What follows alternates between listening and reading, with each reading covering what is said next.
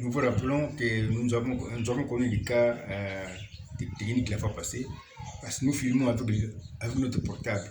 C'est pourquoi ce matin, nous allons commencer à rappeler d'abord ce que nous avons dit à propos du mouvement prophétique d'un personnage biblique. C'est pourquoi nous disons ceci, comme on l'a vu dit la fois passée, la Bible, c'est le seul livre au monde dans lequel le mouvement d'un personnage crée une prophétie biblique. Une prophétie sous forme de mouvement qu'on peut alors représenter par une flèche qu'on appelle flèche de mouvement, comme ci-après. Voici une flèche de mouvement. Par exemple, on appelle ici flèche de mouvement prophétique.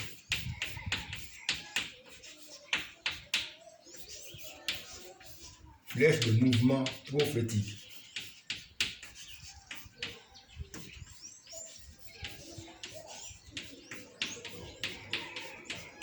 Je répète ce que j'ai dit. La Bible, c'est le seul livre au monde dans lequel il y a les mouvements qui créent une prophétie. Les mouvements de chaque personnage dans la Bible créent une prophétie. C'est pourquoi nous avons ici une prophétie qui est représentée sous forme d'un mouvement. C'est ça le mouvement qui est représenté par une flèche. On appelle ici flèche de mouvement prophétique. Et comme nous avons cette flèche ici de mouvement, il y a un départ qu'on peut appeler A, et aussi une arrivée qu'on peut aussi appeler B.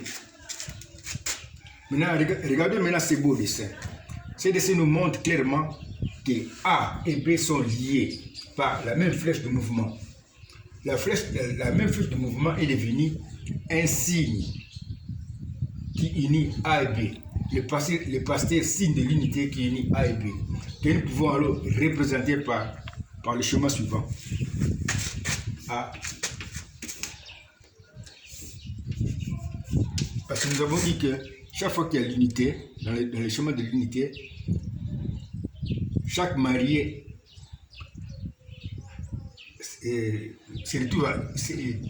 chaque marié a à sa droite le passé signe de l'unité. Comme nous avons ici le marié A, nous mettons à sa droite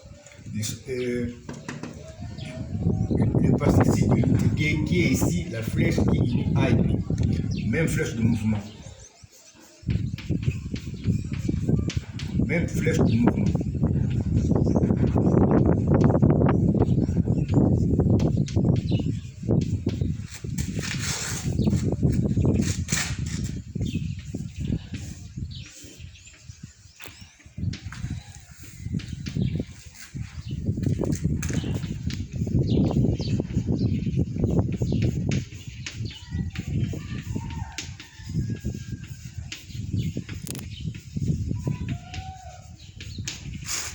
Ceci confirme maintenant ce que nous avons dit.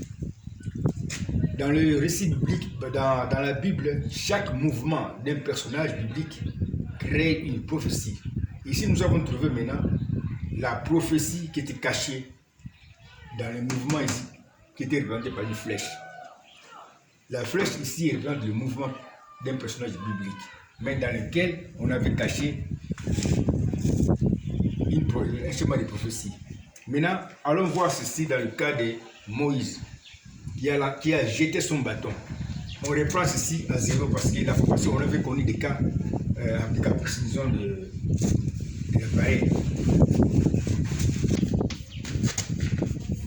Le mouvement prophétique dans le premier signe donné à Moïse.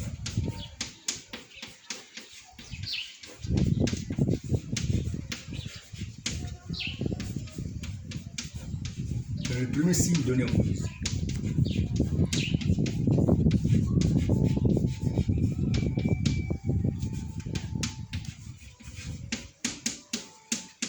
Moïse a rencontré son Dieu au buisson ardent. Mais Moïse ne savait pas que son Dieu était le signe de l'unité qui crée des prophéties à partir des mouvements. Dieu lui a dit qu'il est descendu et que lui, Moïse, doit rentrer en Égypte pour délivrer son peuple. Alors, Moïse a eu peur parce qu'il savait que là-bas, il avait laissé un témoignage de crime. Dieu lui a dit alors, qu'est-ce que tu as entre tes mains? Moïse a dit, un bâton. Alors Dieu lui a dit de jeter le bâton. Quand Moïse a jeté son bâton, c'est alors que le bâton s'est transformé en serpent. Maintenant, suivons maintenant les mouvements prophétiques du bâton qui est jeté par Moïse. Nous représentons ce mouvement prophétique par une flèche, qu'on appelle flèche de mouvement. Nous avons ici la flèche de mouvement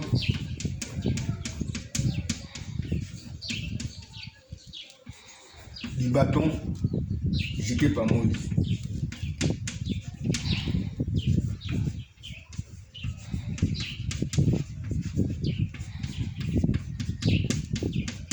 Et comme ce mouvement a un départ et aussi une arrivée, nous avons ici au départ Moïse qui a jeté le bâton. Et à la fin du mouvement, à la fin de la course du bâton jeté, nous avons ici la terre.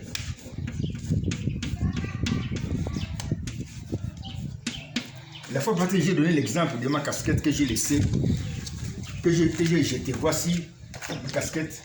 Je ne sais pas si on dit le casquette ou la casquette, je ne sais pas. Je ne me rappelle pas. Alors j'ai jeté ça et cela a donné. Cela fait que la terre puisse porter maintenant de casquette. C'est pareil aussi dans le cas ici. Moïse, quand il a jeté son bâton a terminé sa course sur la terre. La terre maintenant porte le serpent. La terre qui porte le serpent.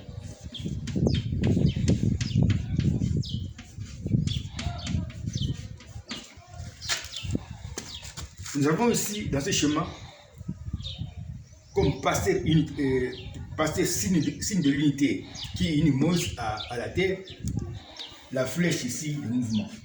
C'est pourquoi nous pouvons retrouver maintenant le chemin de prophétie créé par le mouvement du bâton. Nous avons ceci comme chemin.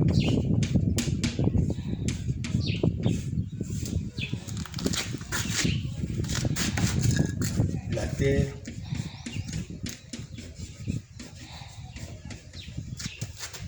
qui porte le serpent.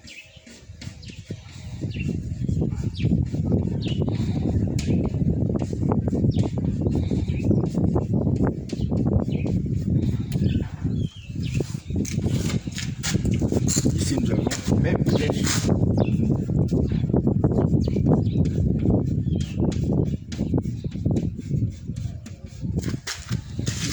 Nous avons même flèche. La même flèche est devenue le passé signe de l'unité qui a uni le départ Moïse et l'arrivée à la terre.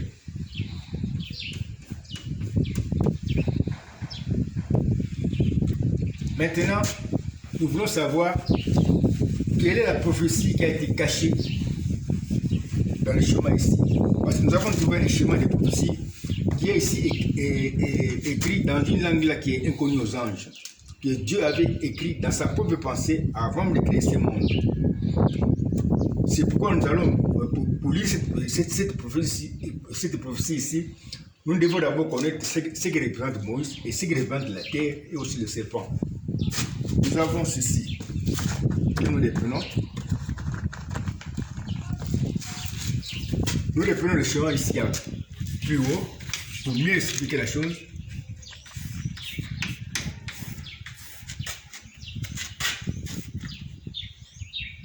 La terre.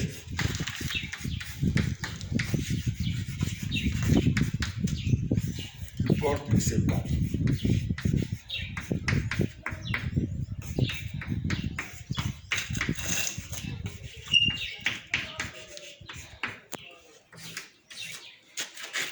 Même flèche de mouvement.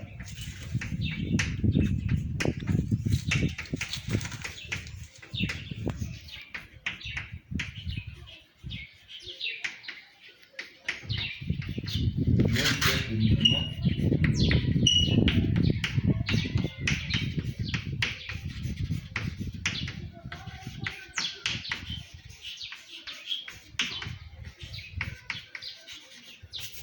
Nous avons trouvé un schéma de prophétie qui était déjà écrit dans la pensée de celui qui existe par lui-même, que nous allons maintenant lire. Ici, Moïse représente, disons, un acteur dans un film créé par Dieu lui-même. C'est un film qu'il va tourner. Mais quel est maintenant le rôle de Moïse? Nous avons la réponse dans la Bible quand Dieu a parlé quand Dieu a dit à Moïse que voilà, toi Moïse, ton frère Aaron tiendra la place des prophètes, des bouches. Il va parler à ta place. Mais toi, tu tiendras la place de Dieu. Moïse a la place. Moïse représente ici Dieu. Selon Exode 4,16. Selon Exode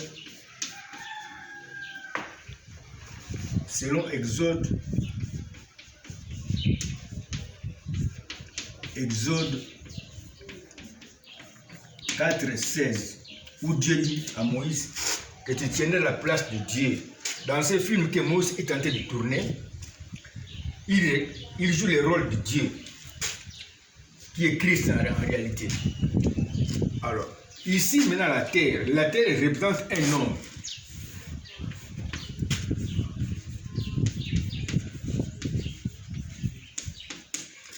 Maintenant se pose la question, quel genre d'homme? Mais quel homme?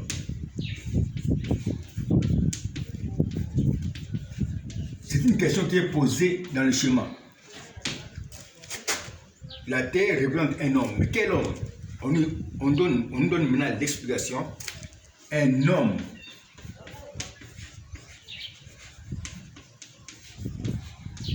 qui va comme la terre,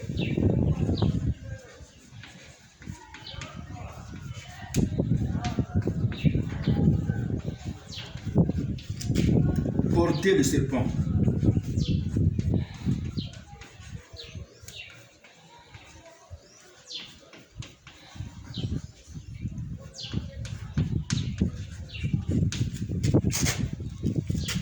De l'amour.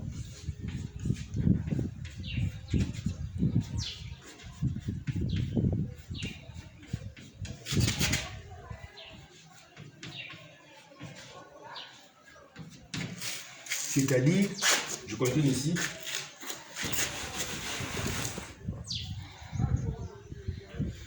c'est-à-dire un homme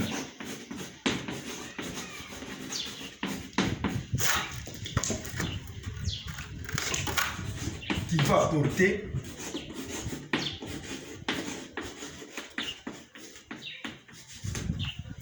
le péché qui donne la mort.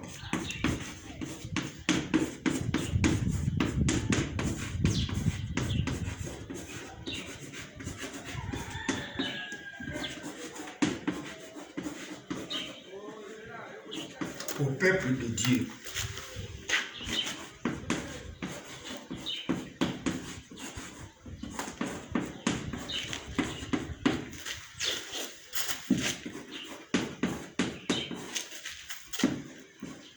Alors, Dieu qui sera le Messie.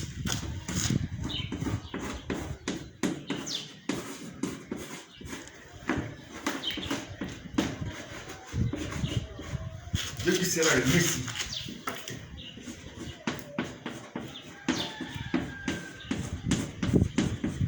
Mourra à la place de son peuple.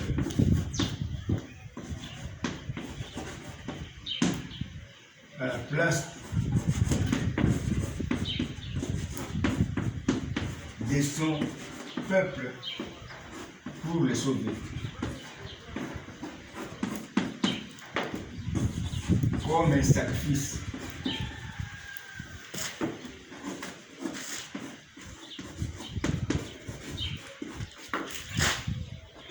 Comme un sacrifice d'expiation.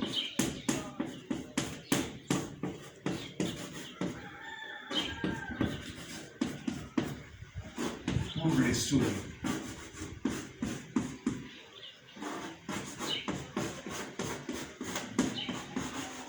Avant de créer ce monde, Dieu a donc fait le projet de mourir lui-même à la place de son peuple pour le sauver.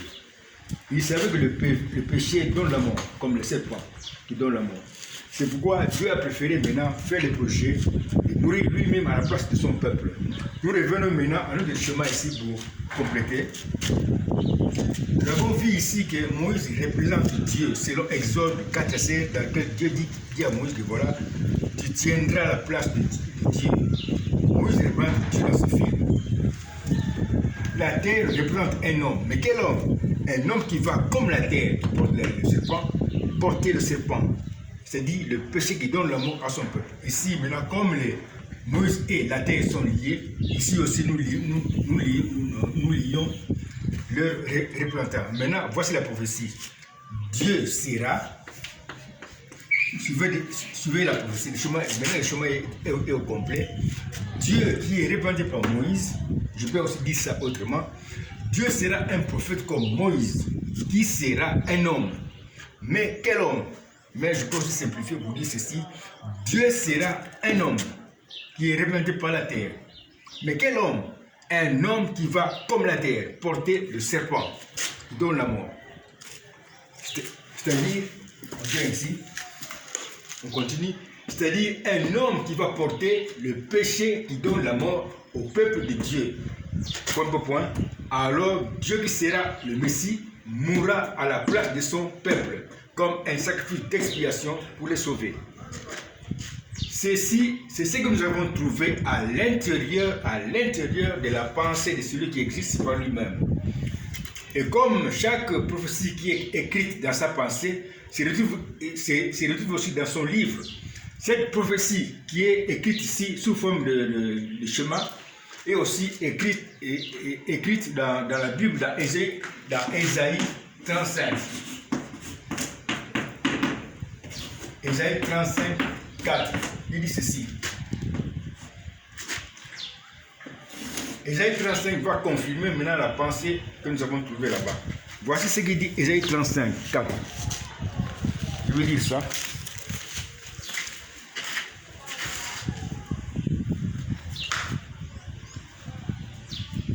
Ésaïe 35, 4.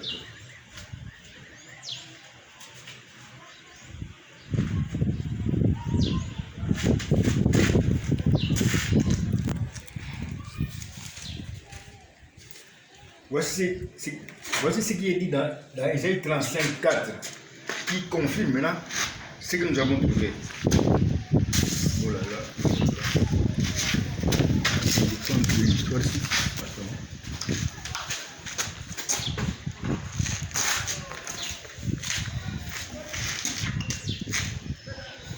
Ésaïe 35, 4.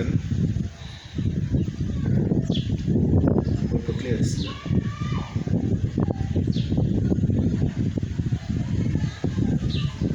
Je m'excuse, il fait un peu sombre. Dites à ceux qui ont le cœur troublé, prenez courage, ne craignez point. Voici votre Dieu, la vengeance viendra, la rétribution de Dieu. Il viendra lui-même et vous sauvera. Alors s'ouvriront les yeux des aveugles, alors s'ouvriront les oreilles des sourds. Alors le boiteux sautera comme un cerf, et la langue du muet éclatera de joie, ainsi de suite. On nous montre ici ce qui va arriver quand le Messie sera sur la terre. Ce sera Dieu lui-même qui est venu pour sauver son peuple. Comme signe qui montre que c'est Dieu lui-même qui est venu pour sauver son peuple. Les choses promises par Ésaïe dans Ésaïe 35 vont s'accomplir. Il va ouvrir les yeux des aveugles, il va faire parler les muets, ainsi de suite. Ceci confirme seulement ce que nous avons trouvé dans la pensée de celui qui existe par lui-même, que nous avons trouvé là-bas sous forme d'un schéma de prophétie qui représente l'unité de Moïse et la terre qui porte le serpent. Ça, c'est ce que nous avons trouvé dans le premier signe. C'est pourquoi nous disons ceci.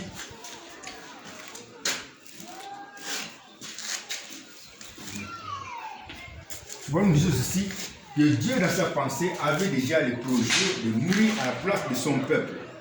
Ce projet-là, il avait caché dans le premier signe qu'il avait donné à Moïse. il viendra mourir lui-même à la place de son peuple. Maintenant, regarde, si Dieu est venu mourir à la place de son peuple, si Dieu a promis de mourir à la place de son peuple, il avait aussi promis de ressusciter. Allons voir ici maintenant la promesse de la résurrection dans ce même témoignage. On peut venir ici.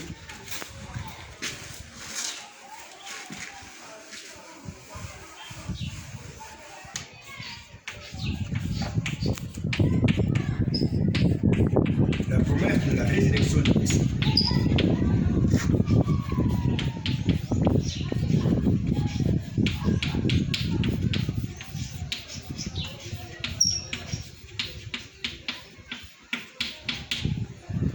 Dans le premier signe.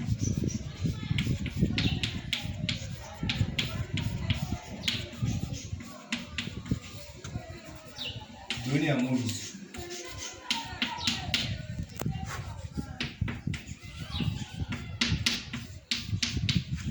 Nous avons vu que quand Moïse a jeté son bâton, ce bâton est devenu un serpent. Sans le savoir, le mouvement du bâton a créé une prophétie que nous avons étudiée. Maintenant, se pose la question, si Dieu maintenant a fait la promesse de mourir lui-même pour son peuple, comment a-t-il caché maintenant la promesse de la résurrection du Messie? Nous avons vu que ici, nous avons vu que sur la terre, il y avait... Nous avons vu que la terre portait maintenant le serpent. Ici, nous avons la terre qui porte le serpent.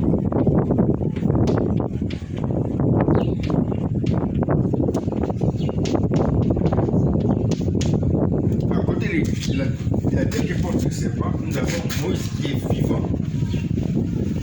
Veuillez me suivre pour voir la promesse de la résurrection.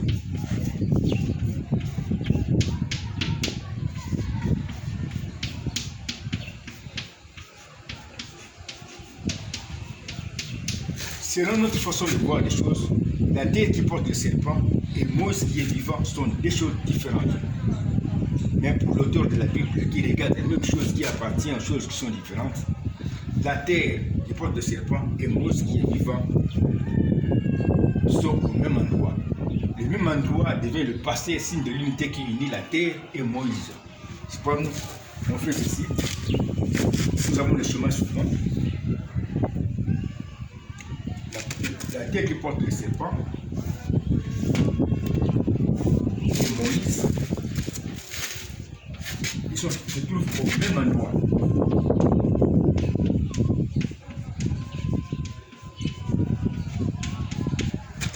La terre qui porte le serpent, nous avons vu ça, il reprend seulement le Messie qui va porter le péché dans le monde et qui doit mourir.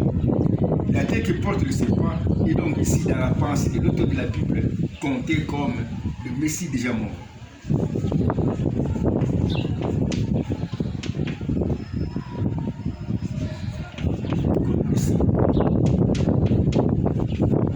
Déjà mort. Je mets mort aussi en majuscule. On va comprendre pourquoi. La terre qui porte le serpent est comptée comme Messie déjà mort. Dans la pensée dans la pensée du Créateur du Messie.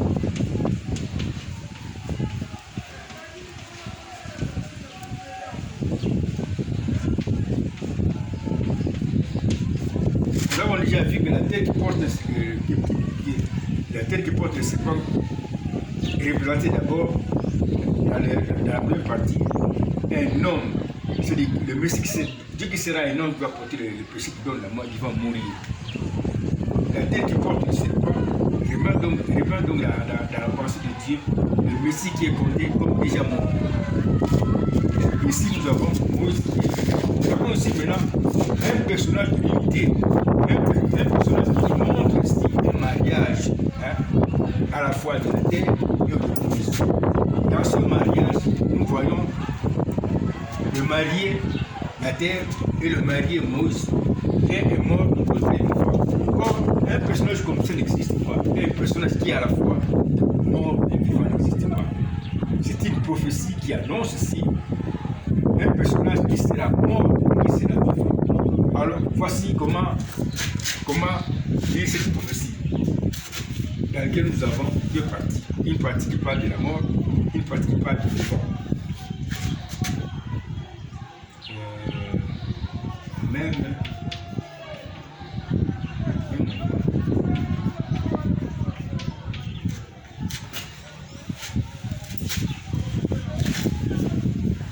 nous venons aussi pour présenter maintenant, pour lire complètement cette prophétie, pour notre trouver. On écrit ceci. La terre qui porte le serpent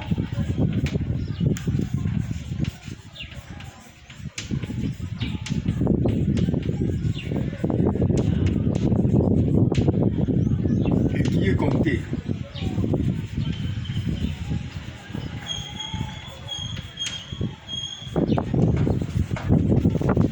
comme Messie déjà mort.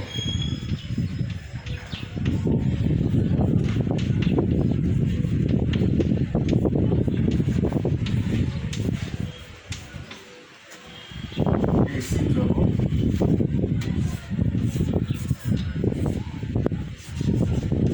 Moïse,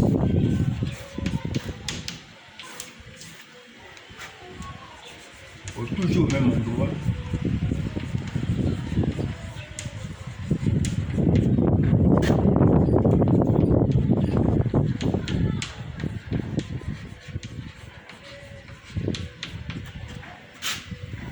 Moïse qui est vivant.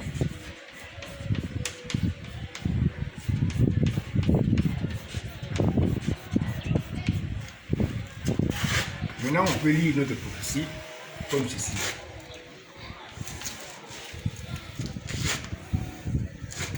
Ici, nous avons aussi le Messie. Le Messie.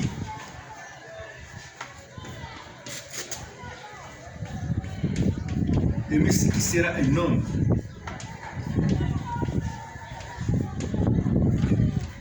Un homme.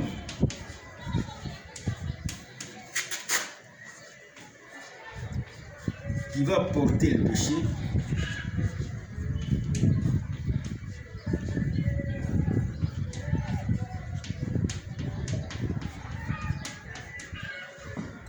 Sera mort.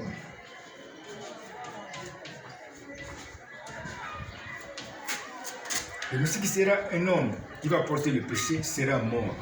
Mais, il y a un mais qui montre un changement d'idée, sera vivant, mais sera vivant comme Moïse.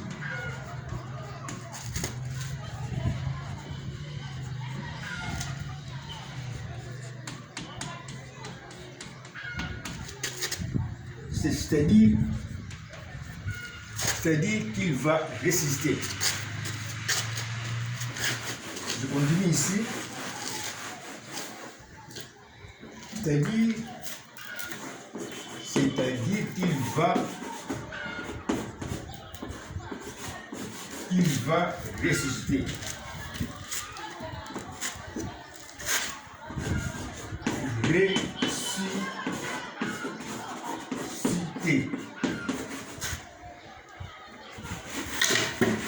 Je souligne ici ressuscité. Cela veut dire qu'il y a la vie en Christ. Christ est capable de donner sa vie et de la reprendre. C'est pourquoi dans son projet, avant la création de ce monde, Dieu avait déjà promis qu'il va mourir en tant que Messie, mais qu'il va aussi ressusciter, il sera vivant. Le Messie qui sera un homme qui va porter le péché qui donne la mort, sera mort, mais sera vivant comme Moïse. C'est-à-dire qu'il va ressusciter. C'est pourquoi j'ai souligné ressusciter. Ceci montre ici la grandeur de Dieu qui a fait le projet de mourir pour son peuple. La grandeur de l'amour de Dieu qui a fait le projet de mourir à la place de son peuple. Nous avons ici trouvé ce que Dieu avait caché dans le premier signe qu'il avait donné à Moïse. Alors maintenant voir la même prophétie dans le second signe qu'il avait donné à Moïse. Nous allons maintenant voir ici, nous revenons ici dans le tableau. Et voir maintenant ce qu'il a promis dans le second signe. Le premier signe qu'il a donné à Moïse, Dieu nous a promis qu'il va mourir à la place de son peuple comme un sacrifice d'expiation. Mais il va ressusciter. Dans le second signe, il va donner la même prophétie, mais autrement. Voici ce qu'il dit Dieu à Moïse. Deuxième signe, le mouvement prophétique. Ça c'est partie 2. Mouvement prophétique.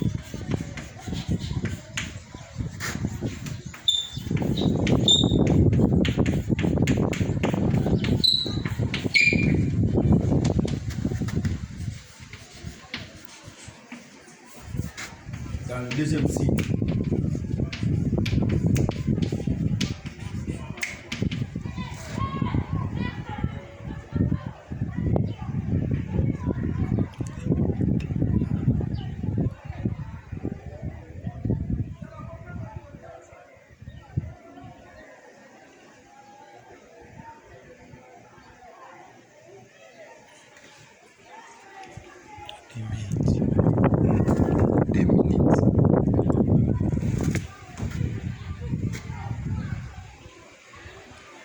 quand j'ai fait 33 minutes,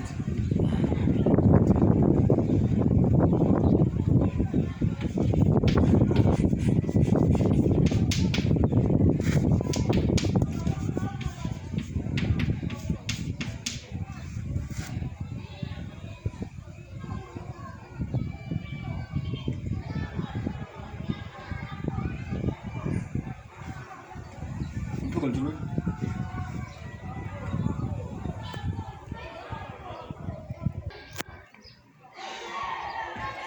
Nous sommes arrivés maintenant au deuxième signe que Dieu avait donné à Moïse. Mais nous nous rappelons que la fois passée, nous sommes arrivés jusqu'à ce niveau-ci. C'est pourquoi, après avoir fait ces rappels ici, nous voulons maintenant offrir un mot de prière à Dieu pour nous aider à continuer les autres. Prions le Seigneur. Dieu bien-aimé, nous sommes reconnaissants parce que nous sommes encore revenus, Père Céleste, à ce niveau où il était question de parler du second signe de ici. Dieu nous en aide pour planter quelque chose qui va aider les autres, comprendre, Père bien-aimé, que c'est toi qui es l'auteur de la Bible, qui as écrit ton projet, Père bien-aimé, de mourir pour ton peuple avant la création du Seigneur. Nous disons merci pour ce